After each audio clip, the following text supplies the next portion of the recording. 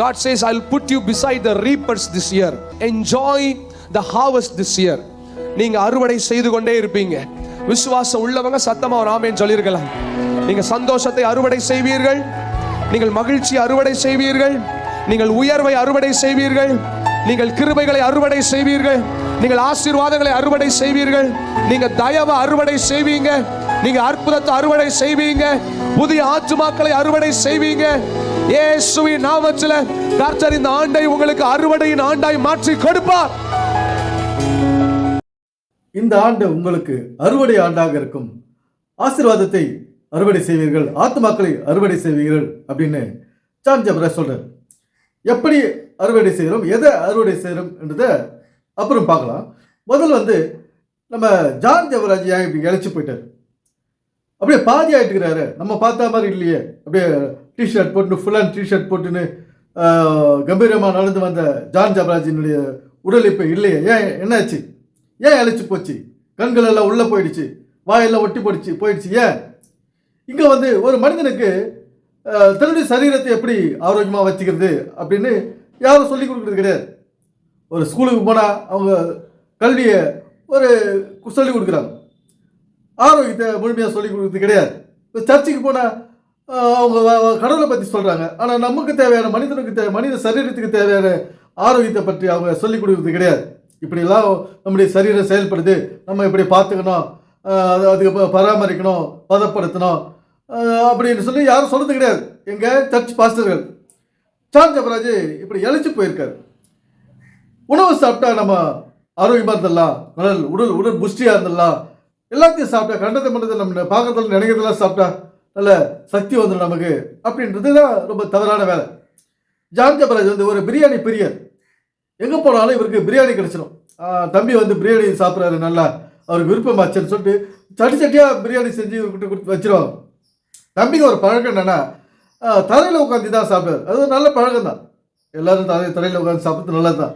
அது மாதிரி அளவாக சாப்பிட்ணும். பிரியாணின்னா கூட ஒரு அளவு இருக்குது. இது சரி, அளவுக்கு மீறி சாப்பிட்டா அடுத்த வேலை கொஞ்சம் குறைச்சிக்கலாம்.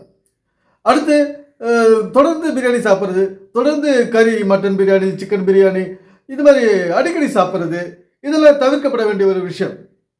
இப்போ விஷாலை பாருங்கள் எப்படி இருக்காரு, என்னாச்சு ஏதாச்சுன்னு தெரியல. அவர் கை உதருது. அந்த வீடியோ பார்க்கும்போது அந்த மைக் பிடிச்சி பேசும்போது அவர் கை உதருது, முகம்லாம் கொஞ்சம் வீங்கி போயிருக்குது. இவங்க சரீரத்தை இப்படி தான் போஷிக்குது. அதிகமான உணவு, அதிகமான உடற்பயிற்சி, ஓய்வில்லாத அலைச்சல். இப்போ மனைவி இருக்கிறவங்க என்ன பண்ணுவாங்க, நம்ம மனைவிக்கிட்ட தானே உடல் உறவு கொள்கிறோம் சொல்லிட்டு அதிகப்படியான உடல் உறவு கொள்வது, அதுவும் உடம்புக்கு வீக் தான். ஏன்னா நம்முடைய சரீரத்தை தாங்குற அளவுக்கு தான் அது வேலை வாங்கணும். நம்மளுடைய சரீரம் எவ்வளோ சக்தி இருக்குதோ அதுக்கேற்ற மாதிரி தான் அது வேலை வாங்கணும். அளவுக்கு மீறி நம்ம சாப்பிட்றதோ, அளவுக்கு மீறி உழைக்கிறதோ, ஓய்வில்லாத உழைக்கிறதோ இருக்கக்கூடாது. இப்போ ஜான் ஜெபராஜ் என்ன செய்கிறது, ஆத்துமாக்களை அறுவடை செய்வீர்கள் அப்படின்னு சொல்கிறார். பைபிளில் ஒரு வசனம் இருக்குது, ஆட்கள் மிகுதி அறுவடை மிகுதி ஆட்கள் குறைவு அப்படின்னு. அறுவடை மிகுதி ஆட்களோ குறைவு அப்படின்னு பைபிளில் வர வசனம். நம்ம அறுவடை செய்ய வேண்டிய விஷயம் எது, ஆரோக்கியம். நம்முடைய ஆரோக்கியத்தை அறுவடை செய்ய வேண்டும்.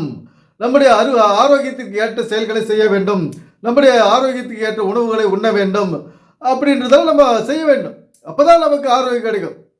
ஆண்டவரே எனக்கு ஆரோக்கியம் தரும், நான் கோயிலுக்கு வந்தேனே, நான் காணிக்கை போட்டேனே, நான் என்ன செஞ்சேன், யாருக்கு நான் செஞ்சேன், எனக்கு இந்த வியாதி வந்துடுச்சு, நீ 1000 செய்ய, அது பயன் கிடையாது. அது நீ லட்சமாக காணிக்கை போட்டாலும் நீ கட்டுப்பாடு இல்லாத வாழ்க்கை வாழ்ந்தேன்னா அதுக்கு பயன் கிடையாது.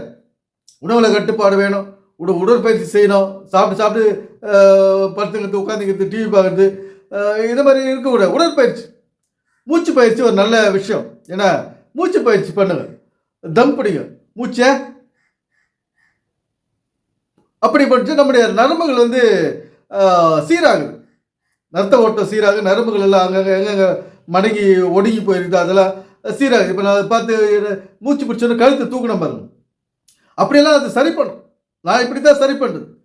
சும்மா தோத்திரம் ஆண்டவர்னு சொல்லியிருந்தா நம்ம ஆரோக்கியத்தை அறுவடை செய்ய முடியாது. என்ன, ஆரோக்கியத்துக்கு உண்டான வழிகள் ஏகப்பட்டது. சரீர பராமரிப்பு இருக்கணும், தலைக்கு எண்ணெய் வைக்கணும், தலைமுடியை சரியாக ஆண்கள் மாதத்துக்கு ஒரு முறை முடி வெட்டணும், பெண்கள் பாதத்துக்கு 2 முறை தலை குளிக்கணும். இப்படியெல்லாம் இருக்குது. குழந்தைகளுக்கும் ஆண் குழந்தைகளுக்கும் சரியாக ரொம்ப ஷார்ட் பண்ணி முடிய வெட்டணும், முடி வெட்டக்கூடாது, வேர்க்காத பார்த்துக்கணும்.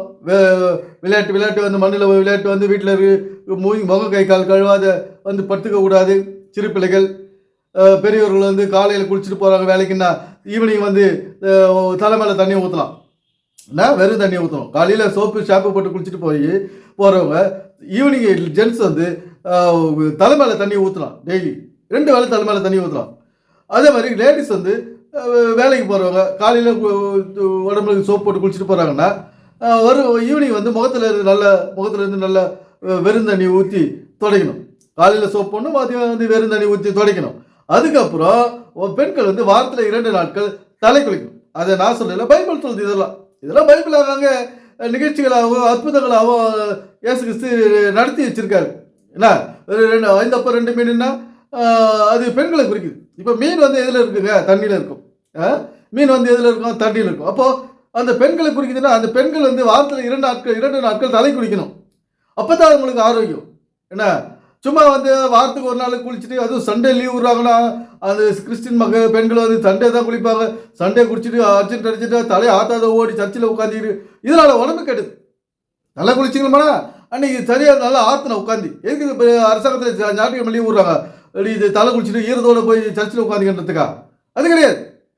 இங்கே வீட்டில் இருந்து நல்ல தலை குளித்து நல்லா காற்றோட்டமாக ஃபேன் காற்றை போட்டு நல்லா தலையை ஆற்றணும். அப்போலாம் ஃபேன் இல்லாத காலம். அப்போ ஈரத்தோடு தலையோடு திரிஞ்சு நிற்போம். ஏன்னா இப்போ உடம்பு சரியாக இருக்கும். அந்த காலத்தில் பல வியாதிகள் இருந்தது. ஏன்? இந்த ஃபேனு கரண்ட்டு லைட்டு இல்லாத போது.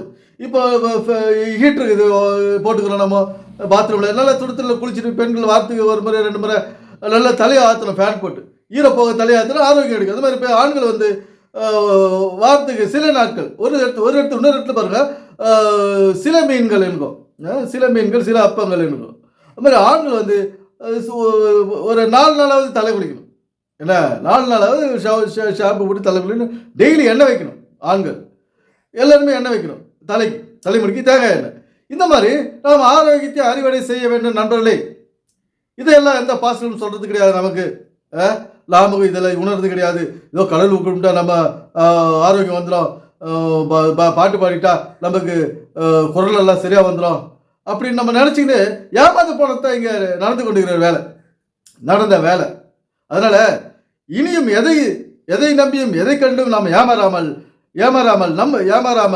நம்முடைய ஆரோக்கியத்தையும் நம்முடைய வாழ்க்கையும் நினைத்து செழிப்பான வாழ்க்கை, ஆரோக்கியமான வாழ்க்கை, ஆரோக்கியத்தை அறுவடை செய்து நாமும் நம்ம சந்ததியும் சந்தோஷமாக வாழ்வோம். எனவே சிந்திப்போம், செயல்படுவோம். நன்றி, வணக்கம் நண்பர்களே.